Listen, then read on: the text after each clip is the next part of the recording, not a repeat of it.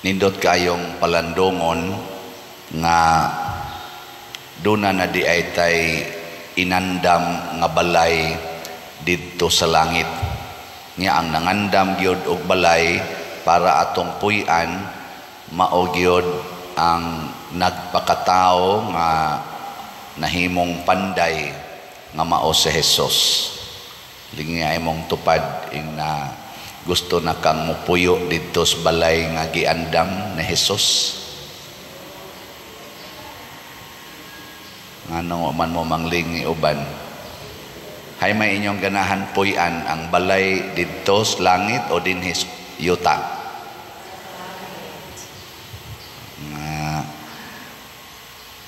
Sa unang pagbasa gibutang dinhi nga natuman kining maong saad kining paghimo sa Ginoo og balay didto sa langit. Pinaagi ni Jesus kay katumanggong pagkawagtang na didto sa paraiso ni Adan ug ni Eva, wa natay balay didto sa langit. Ang tanang mamatay adto padong sa impyerno. Mao tong nagsaad ang Ginoo nga moabot ang panahon nga matuman gining makabalik gud mo didto sa langit. Nya ang naghimo niini mao si Jesus. Pero ang mga Hudiyo nga maogyoy gisaaran sa Ginoo or mga Israelita, ang piniling katawhan sa Dios, wa muila ni Jesus. Munang gipahinumduman sila sa atong unang pagbasa si San Pablo nga nag-ingon nga ang ang Ginoo nga maoy naghatag og katumanan sa gisaad nga kaluwasan. Maotong inyong gilansang sa krus kay wa mo kaila niya. Ana, usahay manggod kaning paghatag sa Ginoo nato ba sa iya bitawng kaning gitawag na tabang or labi na gining kaluwasan. Usahay dili ta makauyon. Ambot og usahay ba ka o permanente. Lingi ay mo to pa di kaduha na ganahan ba ka sa kaning kaluwasan sa Ginoo? Panalitan kanang wa tay bugas, way bugas ba, way makaon. Unsa may atong ganahan, kwarta o kapobre? Kung kita gi papilion ba unsa may wa kay bugas, wa kay kwarta, wa na kay ikapaeskwela sa imong anak, wa na kay ikapalit og maintenance or tambal sa imong masakiton, unsa may imong pangayoon sa Ginoo, kwarta o kapobre? Hoy, wa na mo katingog. Wow na kadang niya ang kaluwasan ra ba nga gikas Ginoo, ang kakabos mo nang sige sa ingon bulahan mong mga kabos. So, wa na tay kwarta, wa na tay ikapalit. Ambot kaning wa na tay ikabayad sa tong kontraktor. Magpasalamat ta nga kuan kana na ang nahimot ang kabos. Ngano man tungod kay naliwat na ta sa anak sa Dios, sa bugtong anak sa Dios. Matod pa sa atong tubag sa Salmo, unsa to itubag na to? Ikaw ang akong anak, karong adlawa gianak ko ikaw. Sige, ikatulong lingi ing nahimong tupad. Anak kas Ginoo, ayaw kabalaka. Ina. Anak kas Ginoo, ayaw kabalaka. Di man kita mabalaka og anak tag usa ka barangay kapitan. Siya okay kay na barangay kapitan ng papa na. Secure na. Samot na gyud mahimong mayor. So ayaw kabalaka, mayor ang kuan na. Ang papa na. Samot na gyud mahimong sa taas-taas sa mayor. Congressman, ay kabalaka. Taas ba ang congressman sa mayon? Ay kabalaka, congressman, ang mahal na. Ang sa pagitaas sa congressman, Gobernador? Oh, ay kabalaka, gobernador ang papa na. Sa pagilain, sa taas pas gobernador. Senador, ay kabalaka, senador kong papa na. Ang sa taas pa sa senador, presidente, samot na yun. Ay kabalaka, naunsa ka diya, presidente mong papa. Ang sa pagilabaw sa presidente, ay, ibutan ta, Ginoo. O, di, samot na yung kagkasikip, asubala ka, makaginoo imong papa. Ikaw niya, wa na mamibugas, wa na mamikapalit pagkaon, ayaw lagi kabalaka, kay ginoo imong papa. Nana, mo na nga, giandam ni Jesus nga balay, or puloy-anan, tuas langit. Nga naman, tuaman dito magpuyo iyang papa. Wa siya magpuyo dinhi, wa siya magandam og balay. Kita mo iporting pangandam og balay dinhi sa kalibutan, kay mura magdi ta gustong puyo dito. Nya unsa may sugo ni Kristo, ingon din siya nga, sunod mo nako, kay ako mao ang dalan. Ingos Tomas, wa man may kadumdum og asa ng imong lugar nga adtuan, Lord. Ingos siya, dali ra kay nang dumdomon, ako mao ang dalan. Sunod lang yun nako.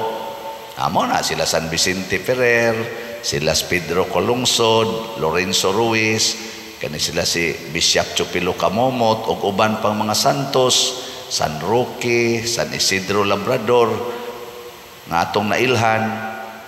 Pulos kini sila naning kamot pagsunod ni Hesus dinhi sa kalibutan. Sige, lain na sang lingi. Ingna imong tupad. Karong adlaw mosunod ka ni Hesus. Ina karon lang adlaw. Kay karon masang adlaw gianak tas Ginoo. Ako bitaw namulandong ko ba nganong gibutang man gid dinhi, karong adlaw gianak ko ikaw. Wa man mo ingon nga kaniadto pa pagkataon ni Hesus gianak ko ikaw. Nganong gibutang majud karong adlaw? Unsa may significance aning pag-indicate nga karong adlaw? Wa mo kibaw? Uy, kasayon ra na sabton. Parehas sa gapos giingon, ang kalan-on namo sa matag adlaw, ang say sumpay na. Ihatag ka namo karong adlaw. Di ba? Pareha sila og kuan, pareha sila og wording. Ang gusto di ay sa Ginoo ba nga kada adlaw i-renew nato ang atong pagkaamgo nga kita anak sa Ginoo. Nga kada adlaw giisip tas Ginoong iyang anak, bisag unsa patak kasalbahis, bisag unsa patak pagkamakasasala, bisag pila pa kabuok atong sayop, kada adlaw gibag-o sa Ginoo ang pag-ingon, ako kang anak nga buangon. Ako kang anak nga buutan. Ako kang anak nga masinupakon. Ako kang anak nga siging duwa ng computer. Ako kang anak nga di na hapit matog kay siging sa may laing buhaton.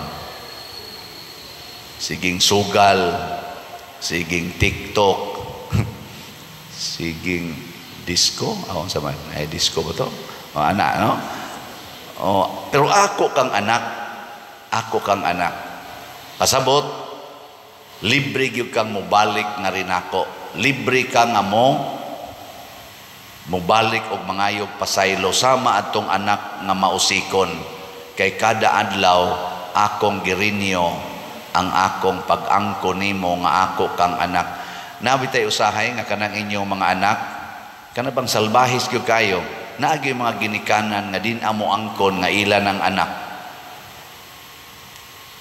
Kinsa ninyo dinhi ang kanunay yung moangkon sa inyong anak or moangkon lang yapon sa inyong anak, labi nahimo na gyud siyang kriminal, suyop o niya nanulis niya gipatay pag yung iyang igsuon or imong mama, iyang lula gipatay. Kinsa ninyo ang moangkon yapon nga ako ni siyang anak? Tasa ka mo? Awa, di ba? Gapanagan na ang uban. Chow, ayaw sa doy. Daghan, eh. Kadaghan dito sa prisuhan sa una. Sa dito pa ko, maghilak in town, nga musulti na ako padri, wa na gyud ko'y matawag og pamilya. Kana bang inig pangumpisal ba? Ngano man, gisalikway naman ko pader sa akong pamilya. Wa na ko'y kapulian, og makalaya man ko, wa na ko'y kapulian. Unsa man day mong sa, nabdalagi ko aning bisyo pader. Ako mang na mulistiya ang akong duha ka anak nga babae, mao man ni hinungdan nga napriso ko. Kay nalimot man ko sa akong kaugalingon, ang akong anak nga 8 anyos o 10 anyos, ako manoong nari pader. Ang akong asawa, giingnan nagyod ko pader, og sa tibuok kong pamilya, nga di nagyod ko kauli. Ngutana pagod siya nako, pader, kung isalikway nako sa tanang tao, mupasaylo pa ka nako ang Ginoo? Ano eh? O kamo pa'y natungdan ato nga mga asawa din, imong bana, imong anak, inyong anak mismo, iyang gi-rape 8 anyos o 10 anyos. Jawan, muangkon pa mo nga sakop na sa inyong pamilya. Boy. Kamu sige ta simba din pero galisod wala no. Pero ang amahan nato sa langit, kanunay gyung muangkon, ako kang anak, karong adlaw gianak ko ikaw. Way pagkausab sa kasing-kasing sa atong langit nung amahan, mao nang makasubay gitag langit. Nganuman, anytime nga mo desisyon ta nga mosubay tas daan padong sa langit, dili ta hinginlan aning atong langit nung amahan, nga amahan ni Hesus, amahan sa atong manluluwas. Mo nang ator yung buhaton, musubay ta ni Hesus. Unsa may mga basic nga kinabuhi nga atong puy-an. Una, kana yung kinabuhi sa kakabos.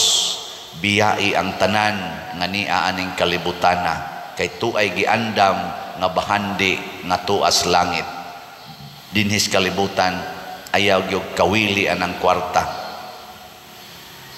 Na ay mga balita karon nga 40 kunong ilngiga aning gipanggamit sa Israel nga mga kaning fighting jets inana na nasay additional nila kuno nga order gikan sa Amerika ba to, dito gikan mo worth of $3 billion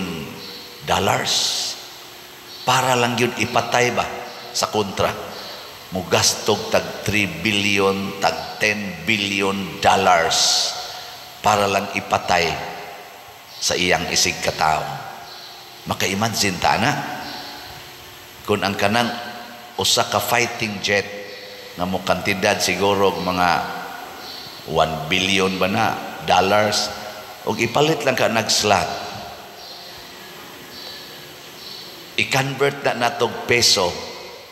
That is about ang $1 billion, maabot siguro nag mga 50 billion pesos. Imagine na 50 billion atong gastuon din sa Pilipinas para sa mga infrastructures, tabang sa mga kabos, himo aning mga irrigations, himo anang farm to market roads, kadako kag agi ana. Pero ipalit lang nila og fighting jet aron ipatay sa ilang kontra niya. Tirahan sa nas kontra, usahay mapulpog ra sad na siya. Mura ra sad nag-abo ikahuman. Pero billions na. Wa pay labot sa mga rockets nga gidaan na kana mga pertisan mahala anang usa ka rocket magdaan nagtagun-om tagpito ka rockets nga ilas ang bomba dito padong sa ilang kontra. Purting mahala nang galupad usa ka buok fighting jet. Oy, para lang ipatay.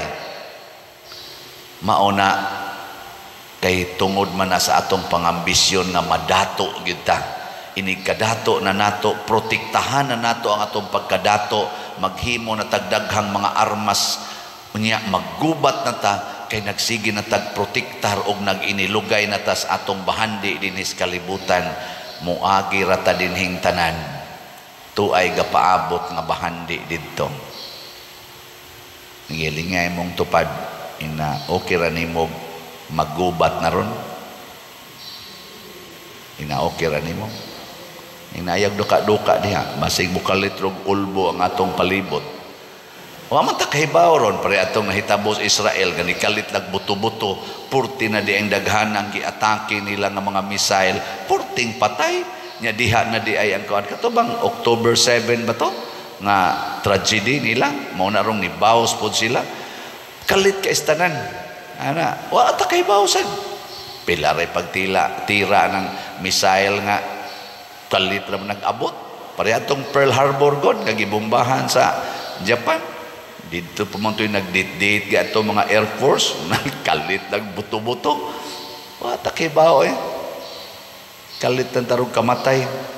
Pero ayaw kabalaka musubay na ta sa dalan, ang dalan sa kakabos. Ikaduha, ang dalan sa pag-antos. Kining pag-antos, pag-inantosay ta, antoson gyud natog palit og slat, antoson natog pasaylo ang atong isig katawo, antoson nato pagpaambit sa atong bahandi ngadto sa atong isig katawo. Og ang nindot sad kaayong kinabuhi ni Hesus kanang makanunayong pag-ampo, constant daily prayer. Muna kamong sigig simba dinhi, pwede na mong maigo sa mga racket. Labi na gyud og sige mog simba dinhi, nya wa gyud moy attachment sa mga butang o mga tao sa kalibutan, nya sige mong antos sa mga kuyog ninyo sa kinabuhi, kana congratulations. Di ba? Gabi ang mga nagkuag kandila, namaligyag kandila, o gahapon na ito, ingon dahin ko, sige ingon, kadungog kong istorya ba nga, wa man kay mihalin, oy, onya, kana ganing, lisod pa mianig, kung sa mong iplitig balik, gara-gara dahin ko, ingon dahin ko, tagae sila o kuan na to, tanaw na ko, mga 15 raman kabuok diha, palibot na ko, tagae o kanang kuan, bugas, usa ka kanang 5 kilo nga packed rice o 200, ilista lang, pagkataod-taoran ibalik man si Kikay, pader 50 kabuk ang nagpalista, napakunoy kaming nako kuhaan na ng bugas. Patay sa tani hurot pasang bugas wa na minutay malungag amin ako 15 ra kabuok ni daghan magmaayo ni abot 50 pila ka to hatagan final daghan naman kaayo.